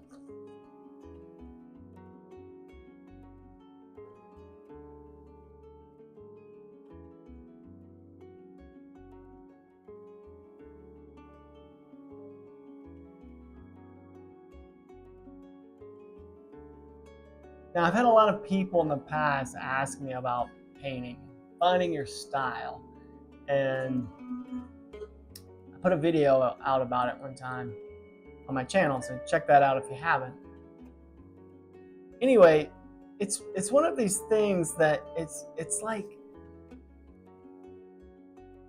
your style will actually find you. Like, you can try to work a certain way, and you might emulate a certain style, something you like, but a lot of times, like, you can't force something. It just happens. You know, through the years, I've tried to paint differently. I've tried to paint faster. I've tried to paint more expressively, just a variety of things. And what ends up happening is it actually makes me go back to the way I always paint. It makes me actually paint tighter, or whatever you would say. It's like when I started this painting originally, I was like, I'm gonna just like slap this painting together. I'm gonna make it really loose and fun and expressive. And as I you know, started to work on it, it's like, no, why would I do that? I want it to look like my other works, the other works that people identify as my works. I want to be happy with my painting. I want to want my painting. And so you end up kind of going back to how you always were. At least that's how I am.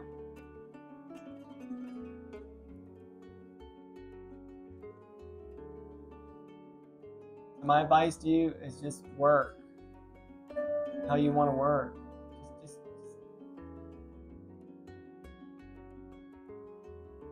as you're doing your thing, your style will emerge. Don't think about it.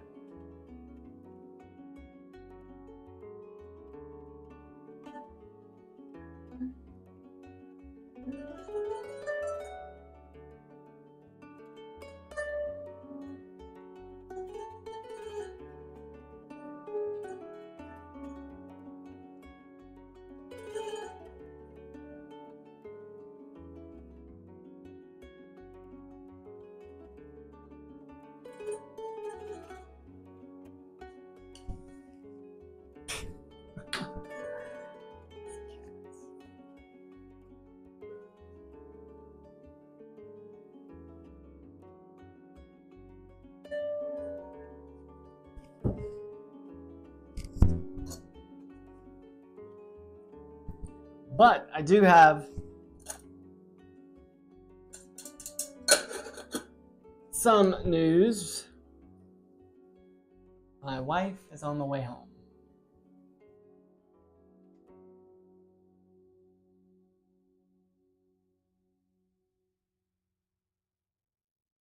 Bye to her, which is awesome. I love seeing her, clearly. But that means that we're gonna have to bring the stream to a close very soon, because this is a surprise, obviously. A few areas I want to hit before we officially sign off. But I hope you all have enjoyed the stream, and if you have, please click the like button and tell your friends. And if you haven't, please subscribe to the channel as well, so you can stay up to date with other things that are going on. Check out the next one of these too. I'm gonna try to stream a bit more over the holidays. My wife knows I'm streaming, obviously. She doesn't know what I'm working on, but I think she has an idea. But she wants me to, spend a little bit more time doing this. She knows I'm enjoying it, and she wants me to, build this community, and this is a big part of it.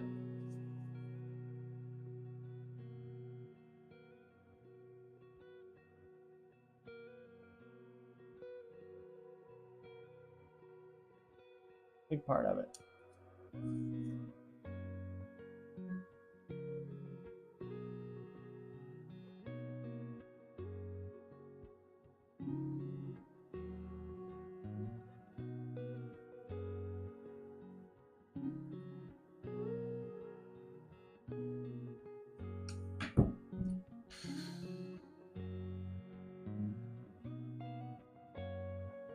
His nose has gotten a little broad. See if I can correct that.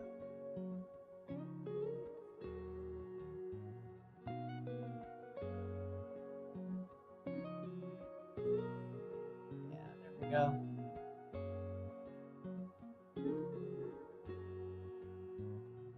Beauty of oil paint.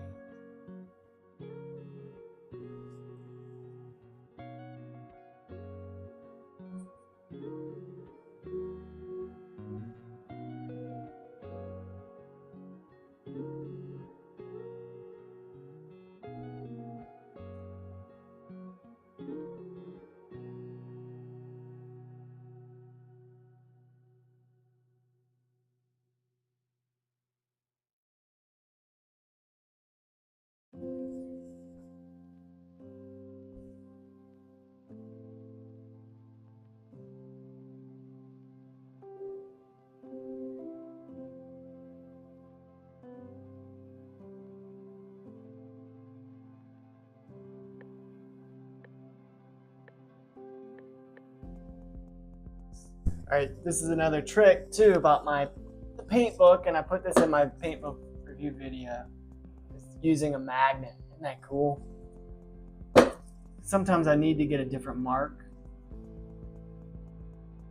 and just twisting it at the right angle kind of allows me to get my hand in there a little closer with my brush to get a delicate mark I need.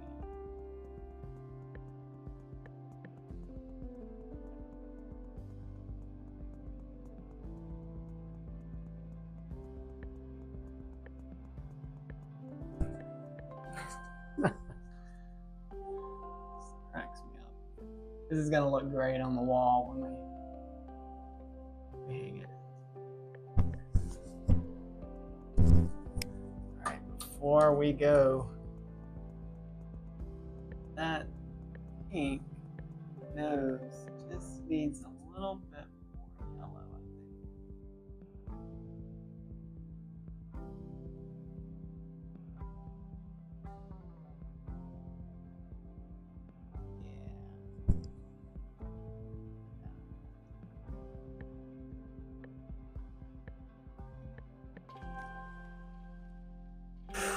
It's looking great. Okay.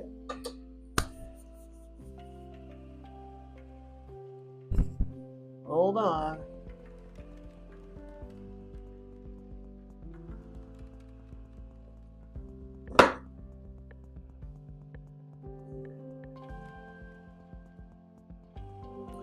Video that you guys are seeing is a little heavy in the contrast.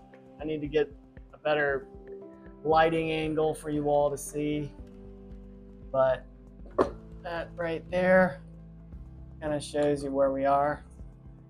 Let me blend a little bit. No, there's too much white on that. Too much white. Hold on. Get a clean brush. This area that I had scratched a little bit with the end of my brush to give myself a note, which is very important. It just needs to be fixed before we sign off. My wife is probably going to walk in the door any minute, but just got to fix some of this.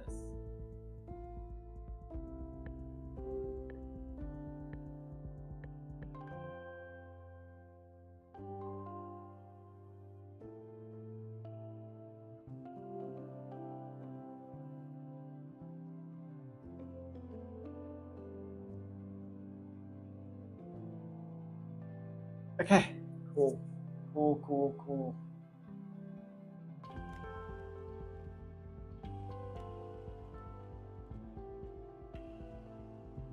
All right.